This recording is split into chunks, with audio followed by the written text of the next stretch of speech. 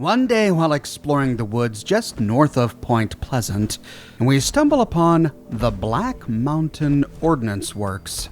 At first glance, there's not a whole lot here. Most prominently, we see the skeletons of a few buildings in the middle of the Ordnance Works. Some of them are marked, and we learn that these were acid vat buildings. Both buildings are a complete disaster. The acid vats have all been destroyed, the pipes are broken, and we find barrels and barrels of toxic waste littering the ground. These discoveries link this site directly to the real-world West Virginia Ordnance Works, located in approximately the same location north of Point Pleasant in West Virginia. The West Virginia Ordnance Works in our world was used by the United States Army to manufacture ammunition during World War II. After the war, the site was abandoned. Some of it was turned into a landfill, a dumping ground. Some of it was turned into a wildlife management area. But the toxic chemicals produced at the site during the manufacture of dynamite and other munitions was not properly cleaned up. Decades later, local fishermen at the wildlife management area began to report red water seeping into the place from the Ordnance Works. It was then people began to realize just how hazardous this toxic waste was.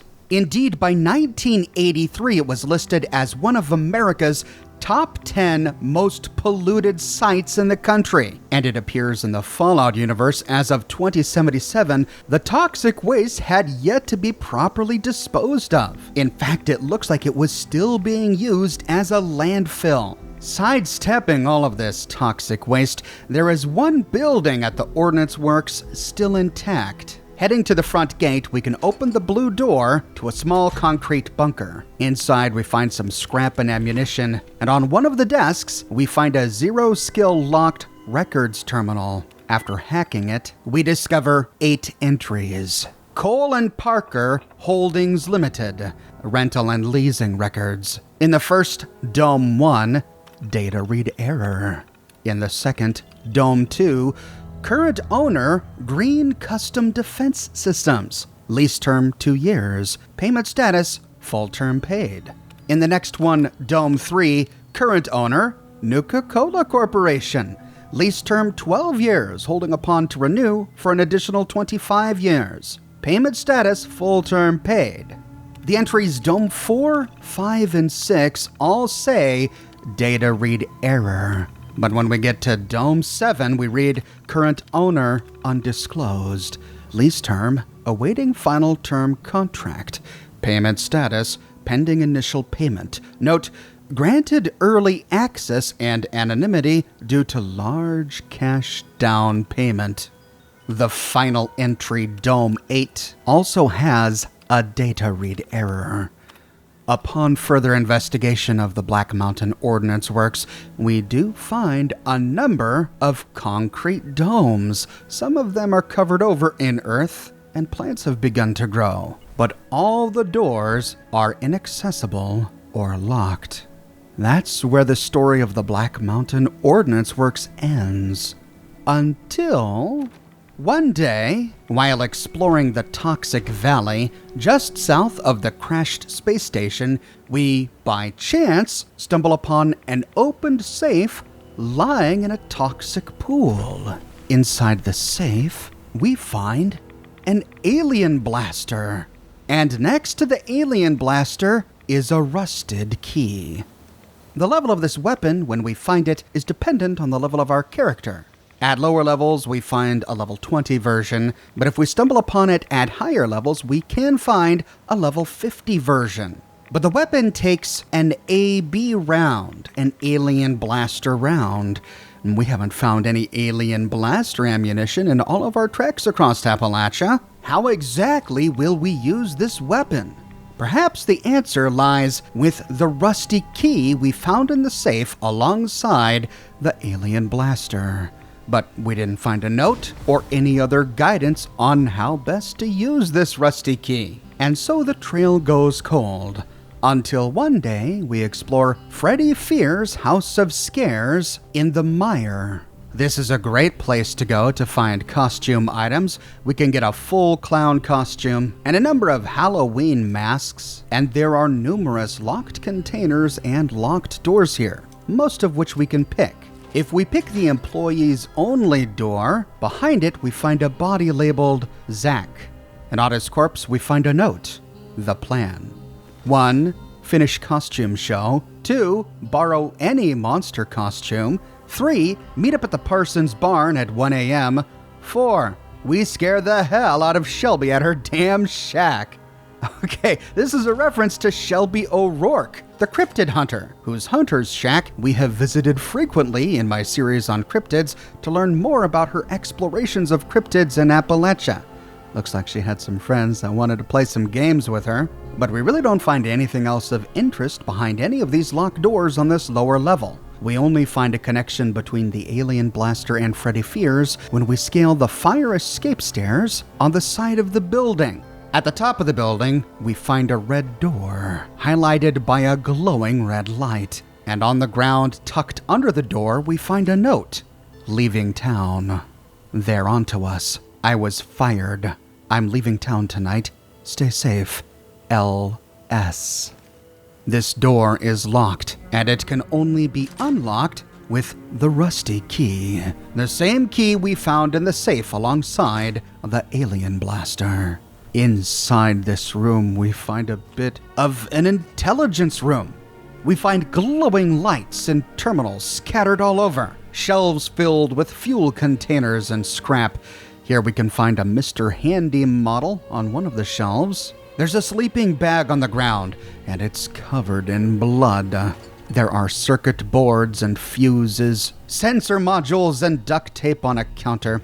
We get the impression that whomever was working out of this room was doing something rather covert, and he had some enemies. Looks like those enemies found him, hence the blood on the sleeping bag. It's then we notice a glowing light coming from underneath the desk.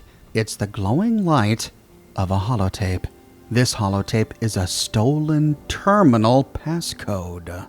After looting it, we can't listen to it, we can't read it, we have no idea what to do with this. And so again, our trail goes cold. But the story picks up one day while exploring downtown Morgantown. In the middle of the city, we find the Shadow Breeze Apartments. It's here where many of the students at Vault-Tec University would live while conducting their studies. There were many other locals who lived here who resented the fact that so many hipster, yuppie students were moving in and turning the place into a campus town with donut and coffee shops all over the place.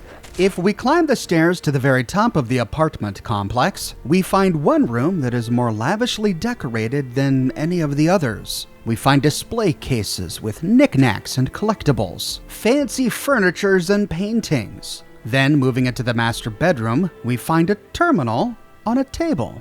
Trevor Mormon's personal terminal. On the terminal, we find 3 entries. In the first, message from S. Wellingsworth, sent June 22nd, 2077. Mr. Mormon, your new housekeeper, Mr. Arnold Butterwood, is available to start immediately. Please let us know what time would be most convenient for you for him to begin. As per your request, Ms. Lena Stark, your former housekeeper, has been terminated. Additionally, we have forwarded your concerns to the authorities. Please do not hesitate to contact me personally with any further concerns or questions. Thank you for your business, Samuel Wellingsworth. Ms. Lena Stark, L.S.? Could this be the same L.S. whose note we found tucked under the door at the top of Freddy Fears?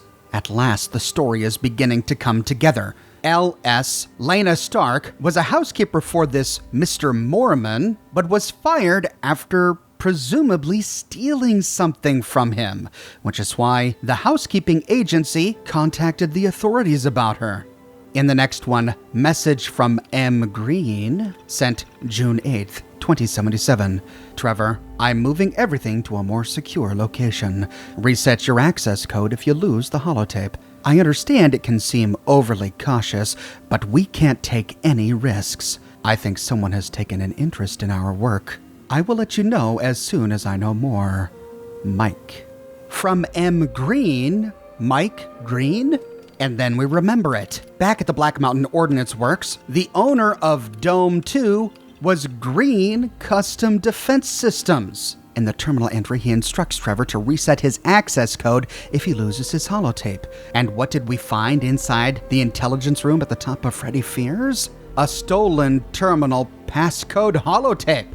This holotape is what Lena Stark stole from Thomas Mormon. But we just learned here that Mormon must have reset his passcode as soon as he learned that the holotape was stolen. But in the next entry, we find an option to write a new access code to the holotape. We can't do this with any blank holotape we might find at Silver Grove. Only if we found the stolen terminal passcode holotape at Freddy Fears can we use this option to write a new access code to the holotape. Access code written to holotape successful. M. Green access code added. Well, great. We've got an access code. That's cool. How exactly do we use this?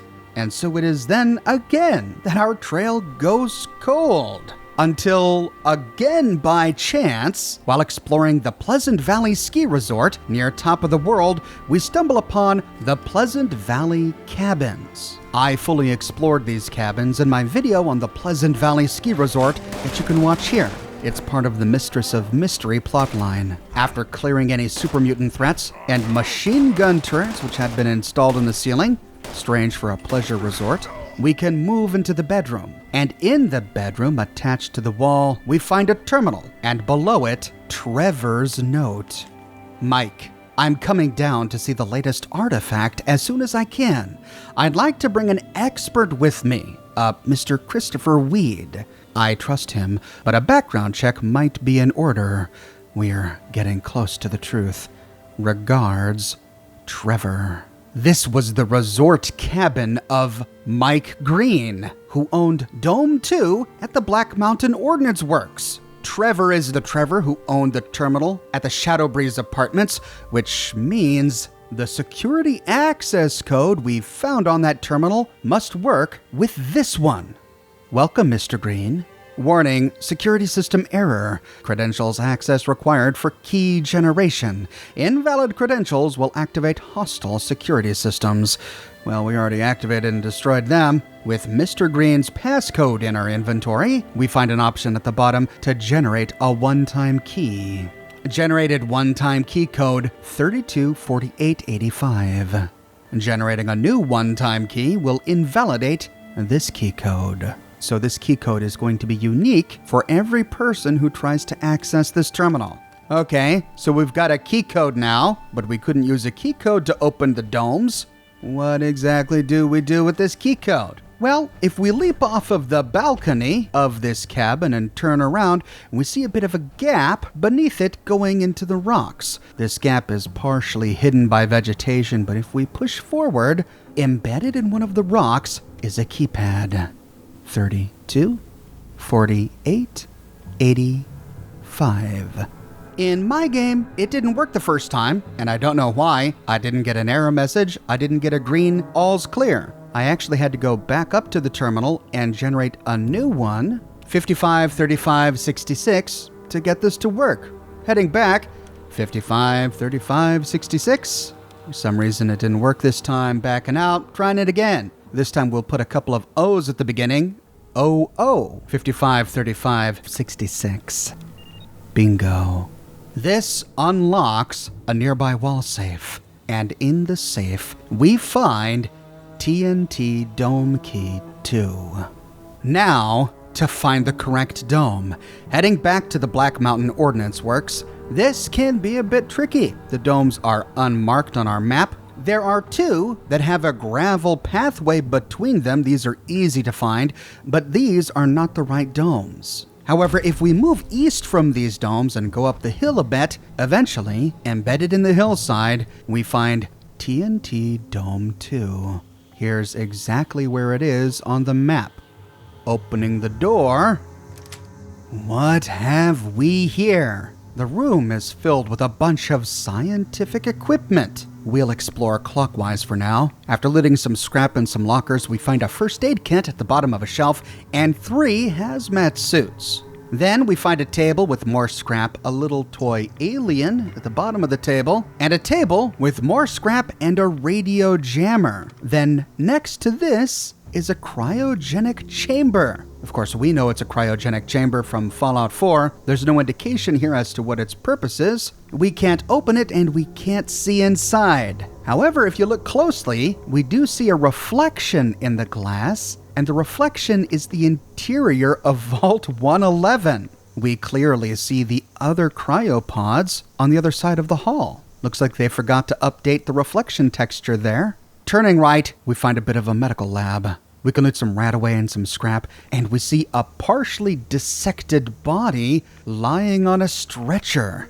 There are x-rays on the wall, oxygen tanks nearby. What were they doing? Performing surgery? Conducting an autopsy? And why would they do it in a concrete dome in the middle of a toxic waste dump?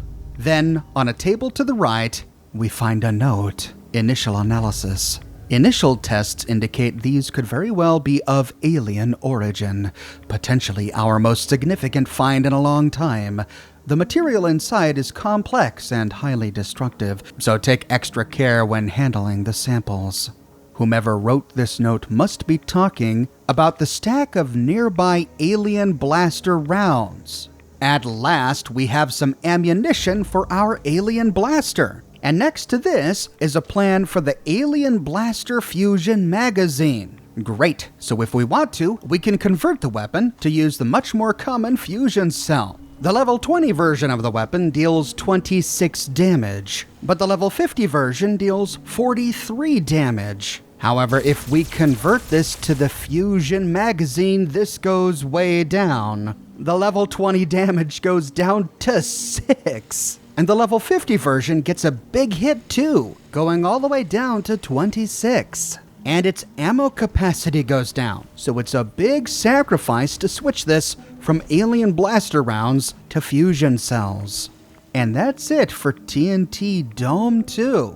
So Mike Green and Trevor Mormon were dealing in alien technology. Mike Green was the owner of Green Custom Defense Systems, but we don't know who Trevor Mormon is, though I think we can make an educated guess. He has a fancy apartment at the top floor of the Shadow Breeze Apartments, which was part of the Vault-Tec University College town of Morgantown. We get the impression that he was a lecturer, professor, scientist at Vault-Tec University. Perhaps through his work at the university, Trevor Mormon got his hands on alien technology. He then reached out to Mike Green and offered him this alien technology for a price, which would of course appeal to Mike Green, the owner of a custom defense systems company. Imagine being the only defense systems company in America that was able to offer the public alien technology. But somehow another unidentified group found out about it, got a hold of Trevor's housekeeper, and got her to steal the alien blaster and the security code. We find the alien blaster in a safe in the ruins of what before the war must have been a suburban area. The houses were destroyed by the nuclear apocalypse. All that was left was this cracked safe.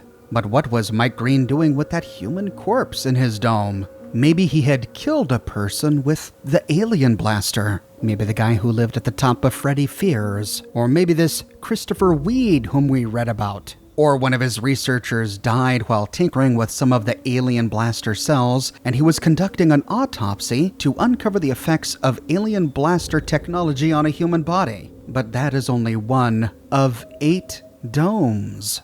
We pick up the dangling thread to this story when, by chance, while exploring the grounds at the base of Pylon V13 in the Cranberry Bog, we discover a human skeleton next to a duffel bag. Inside the duffel bag is a toolbox key. On a rock near to the skeleton is Rich Taylor's testament. Whoever finds this is as far as I could make it on foot. There aren't a lot of supplies in this area, and I can't walk much further. Drank some water from a stream, and I think it was bad. My family was attacked by one of the research assistants from work. I thought I knew my people, but I guess you never know. She got my son before I managed to put her down. I never wanted to kill anybody, and I never wanted to die like this. If you get this note, tell my wife I loved her. Rich Taylor. So this Rich Taylor killed a woman who had killed his son. They knew each other. They worked together. She was his research assistant. But researching what? We don't really get enough information from this note to continue with our search. And so it's again by chance, while exploring Watoga near to the river, that we discover a woman's skeleton next to a red toolbox. It's locked, and the only key that can open it is Rich Taylor's toolbox key. In the toolbox is a key to Clara's box. Clara? Who's Clara? Well, this must be the research assistant that Rich Taylor killed. So perhaps we need to continue our search and finding out who this Clara is by exploring one of the many research labs or factories in Appalachia. This isn't a very good clue. There are a lot of places we could go. West Tech, Robco. We don't find any success until we explore the Kanawha Nuka-Cola plant. If we head to the second floor and pick the door to the Snackability Research and Development Laboratory, we find a small lab. Here we can walk away with a bit of Nuka-Cola Quantum. Against the northwestern wall, we find a skill level 3 locked safe, and to the left of it, we find a skill level 1 locked metal box. Inside the box, we find Clara's note to Alexis. Alexis, I hope you can forgive me for this. I know we've had our differences over the years about methodology and research and development, but we've always agreed that marketing is an evil force in the Nuka-Cola world. I can't let them experiment on innocent bystanders. So I've taken the arsenic and mercury and strontium-90 and all the rest of it and gone home to Sutton, hoping you understand, Clara. Finally, we understand what Rich Taylor was talking about. He was likely in charge of the Snackability Research and Development Laboratory here at the Kanawha Nuka-Cola plant. If we explore the plant, we find plenty of evidence that they were experimenting with all sorts of nasty chemicals on regular everyday people under the guise of a Nuka-Cola blind taste test. Clara here clearly objected to this, and so she stole everything she mentioned on this letter, which means the skeleton of the woman we found in Watoga must be the remains of Clara. Foolish of her to write this note to Alexis here at the Nuka-Cola plant. It's likely this note that sent Rich Taylor after her and got her killed. But from this note, we get our next clue. She hid all of this stuff at her home in Sutton. And so we head to Sutton. If we head south of the trailer home on the northern part of town, we see a boarded-up family home and a yellow single-car garage. Heading behind this yellow single-car garage, we find a propane tank, a small gazebo, a playground, and nearby, a red doghouse. Inside the doghouse is a note. Clara's note to Mom. Mom, I'm so sorry that my research got you addicted to this swill. I'll get revenge on the bastards in marketing that did this, I swear to you. I love you, and I miss you so much, Clara. And now we begin to understand why Clara did what she did. Her mother, probably just trying to support her daughter, was part of the blind taste test. The blind taste test that subjected her to all of these horrible chemicals that got her addicted to Nuka-Cola. Did she die? Clara says that she misses her. What happened to her mother? And she promises to avenge her. Rich Taylor didn't hunt Clara down because Clara stole from him. Clara hunted him down to avenge her mother. And she killed his son before Rich Taylor took her out. Next to this note is a locked box, and we can open it with the key to Clara's box that we found in Clara's toolbox at Watoga. Inside, we find a Nuka-Cola locker key. Oh, great. We're going back to the Kanawha Nuka-Cola plant. Back at the Kanawha Nuka-Cola plant and back into the Snackability Research and Development Lab, we can move into the employee-only side of the blind taste testing booths. At the very end, we find a tipped-over locker, which we can unlock with the Nuka-Cola locker key. Inside, we find a key to TNT Dome 3. Heading back to the Black Mountain Ordnance Works, we now have to hunt down the right dome. And it's a bit tricky. It's on the other side of the road, across from the Ordnance Works. And the door is hidden from street view. To find it, we have to move east towards the hillside. We find the marker for this dome lying on the ground.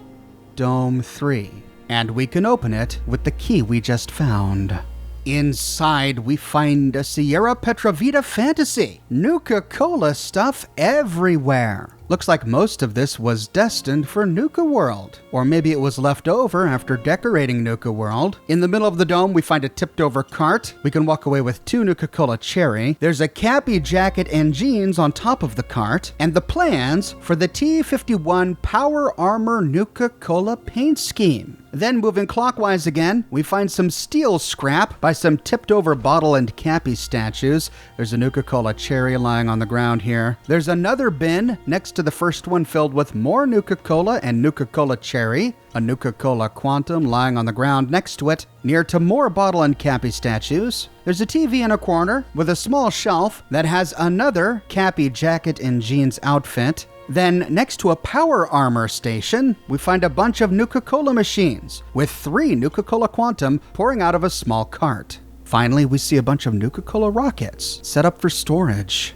The Nuka-Cola paint scheme for the T51 suit of power armor looks exactly like the one we find in Fallout 4. And it likely served the same pre-war purpose. In the Fallout universe, companies like to advertise their products on power armor. We find Vim-painted power armor at Mount Desert Island and Nuka-Cola painted power armor at Nuka World. But unlike the power armor paints from Fallout 4, this paint scheme doesn't give us any status bonuses. It's purely cosmetic only. So this is what was hiding inside the dome purchased by Nuka-Cola. It was basically just a storage facility. We didn't find any of the chemicals Clara talked about in her letters, but I guess we don't need to, for it's all found in Nuka-Cola anyway. Well, this Kanawha Nuka-Cola plant seems to be a focal point for the TNT domes at the Black Mountain Ordnance Works. Perhaps we can uncover more secrets by thoroughly examining it. This thorough examination takes us to the roof of the Nuka-Cola plant that we can access using scaffolding from the outside. There we find a skill level 3 locked hatch leading inside. On the other side of the hatch, we arrive in a floating pod that would otherwise be hard to access without a jetpack. Inside this pod, we find a skill level 2 locked footlocker beneath the table, a skill level 1 locked footlocker on the other side of it, a cap stash, a first aid kit, some Nuka-Cola on the table, and then if we peer behind some consoles covered in all sorts of buttons, we find a scrap of paper. My advice to you is to hide the thing. Marketing sees everything, especially where their money has gone, and there is going to be a budget-related firestorm, which lands squarely on you, and me for that matter, since I'm about to help you. I know a place you can stash it. Out of sight, out of mind. I'll adjust the lines on the expenditures sheets, and no one will be the wiser. Don't take any chances, for both our sakes. I'll take 1 key with me to Tanagra when I visit the kids. I've left the other one for you. It's in that place where I put that thing that time. Oh, gee. Well, that's helpful. A part of it's helpful anyway. We know we need to go to Tanagra Town. But where are we gonna find that place where they put that thing that one time? Well, looks like we gotta give this Nuka-Cola plant another thorough examination. But reading between the lines here, I'm betting this note came from Alexis. Perhaps I was wrong about Clara. Perhaps it wasn't foolish for her to write that note to Alexis. Maybe she really could be trusted.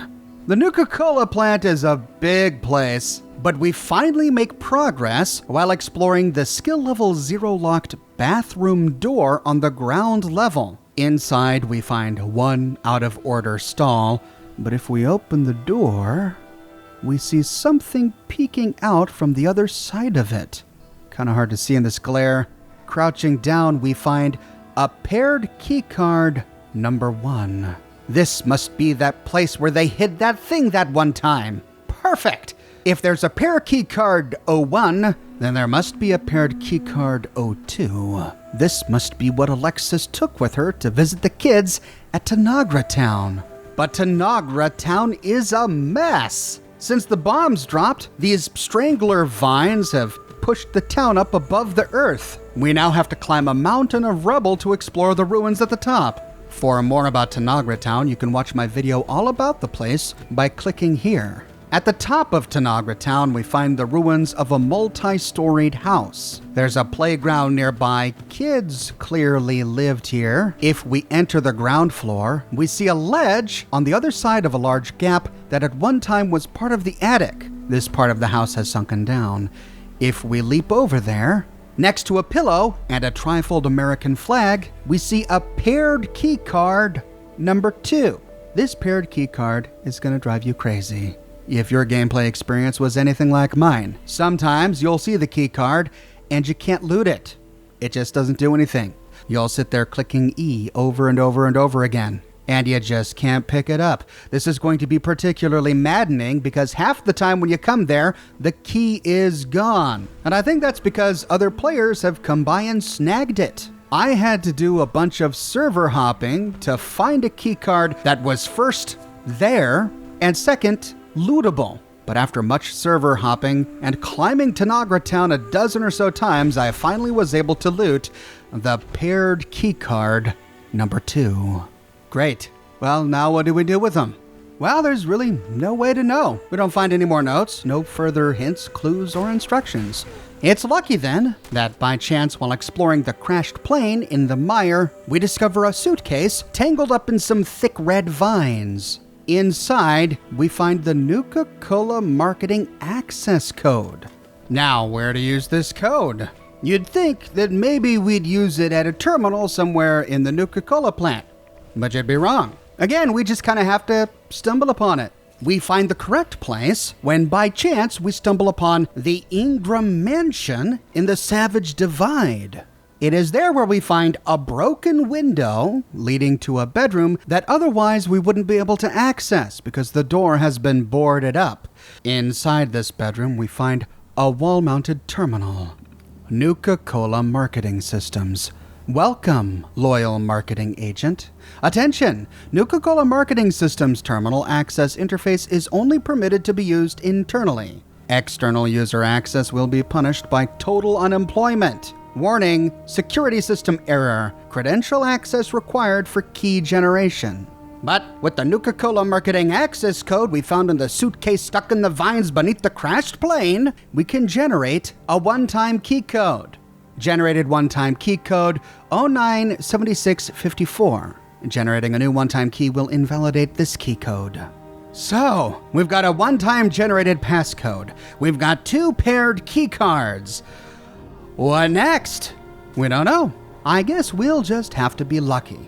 And if we're very lucky, we happen upon the ruins of the Overlook Cabin in the forest. Heading inside and clearing the place of scorched, we find a staircase in the billiard room that leads down to a basement. This basement is unremarkable, not a whole lot of loot. But if we look in a back room with a red end of dungeon steamer trunk, and if we're very observant, behind some crates atop a safe, we find a key reader against a wall. And it's labeled 3 seconds 02. Turning around, against the opposite wall, we find another keycard reader. Well, the other one was labeled 02. This must be 01. We'll start here, activating it. Paired keycard 1 removed. It said 3 seconds, quickly turning around, activating the next one.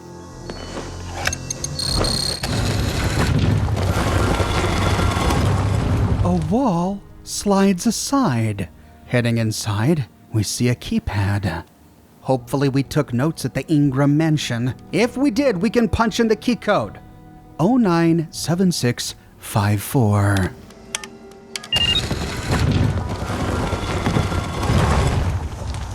and we hear something scrape aside.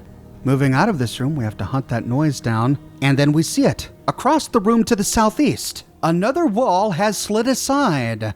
Lying on a pedestal is the TNT Dome Key 7. That was elaborate. I can't wait to find out what's in this dome. Then, on the ground at the base of the pedestal is a note. Secret door sale. And it was written on a copy of the Charleston Herald for some reason, which makes it a bit hard to read there at the top. Secret Crypt Doors Blowout Sale. Right now and for a limited time only. Buy 2 secret doors, get a 3rd door free. This offer does not include installation or delivery. Buyer must pay 35% convenience fee. Taxes and hidden fees apply. All 3 doors must be identical. See in store for details. Not valid across state lines. The purchase of a door indicates your agreement to subscribe to 1 additional product each month. Reading this text allows us to sell your personal information. If you do not agree to these terms, you must unread this agreement. Okay, this is ridiculous even for the Fallout universe. Handwritten on a copy of the Charleston Herald? You must unread this agreement? Leave it to pre-war America. Incidentally, you gotta get this right the first time.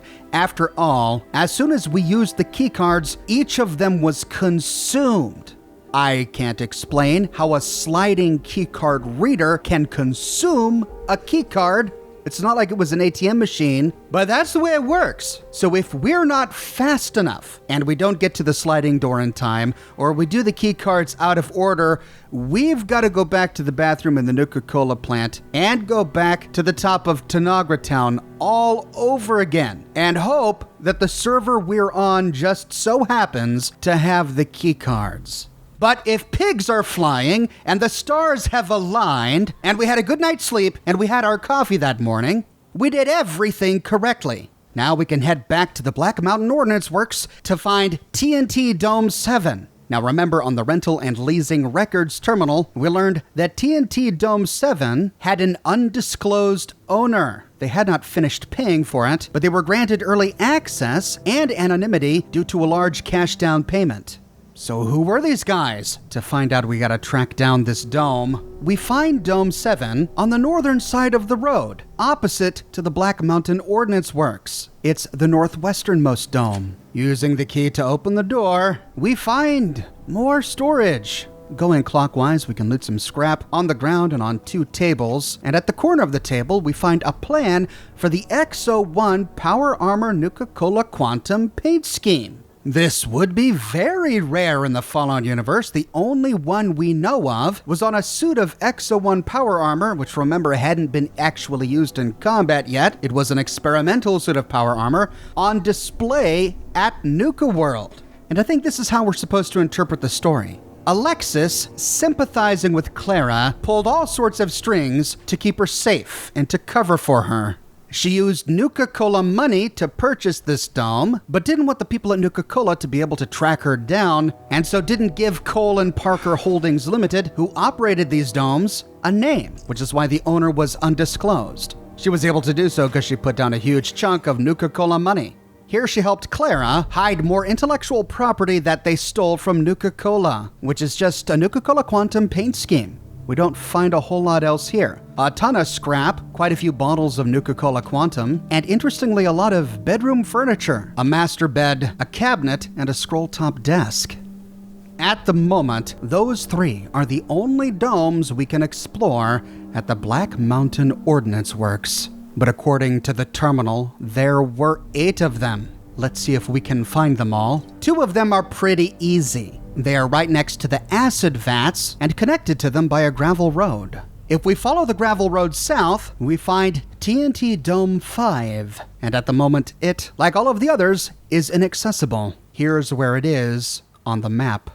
Then, turning around and going north down the gravel road, we see that it splits off to the right. At the end of this path, we find TNT Dome 8. Here's where it is on the map.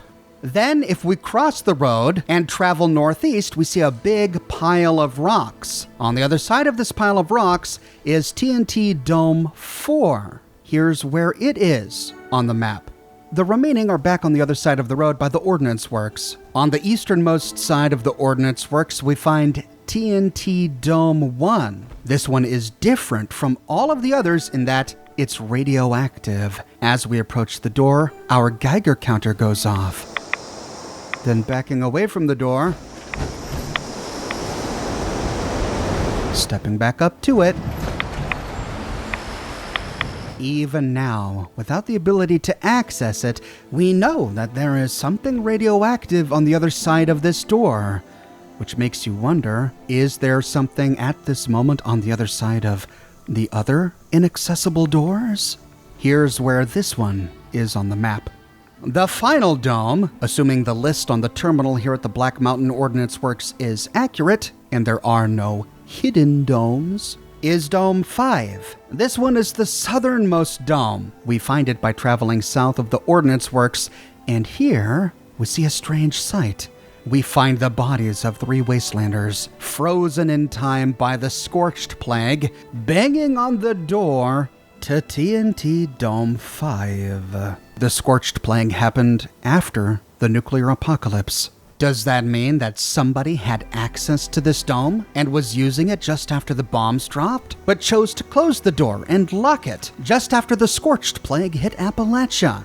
If this was some wastelander's home, that might explain the cooking station that we see just outside.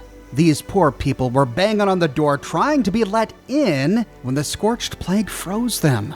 Now these doors swing outward to open, which means this door hasn't been opened since it closed. Otherwise it would have destroyed these statues. Could somebody or something still be alive on the other side of this door? Remember that the tale of the Mothman is intimately tied to the Black Mountain Ordnance Works. We've only explored 3 of these domes. Could it be that we'll find an explanation as to the origin of the Mothman behind one of these doors? Perhaps the one that was radioactive? To find out, we'll have to wait. Here's hoping we don't have to wait long. Here's the location of Dome 5 on the map. Have you found the keys to the 3 domes that we can open? What do you think of the rewards we get for doing so? Let me know your thoughts in the comments section below. I publish new Fallout content each and every week on my channel, so if you don't want to miss my next episode, be sure to subscribe and to click that bell notification button. If you have and you still feel like you're missing out on YouTube notifications, consider following me on Twitter at Oxhorn. I update Twitter manually with every new piece of content that I publish. I've got a brand new shirt in the shop, Lion's Pride. The Brotherhood does its best, but sometimes they need a little something special. That's where Lion's Pride comes in.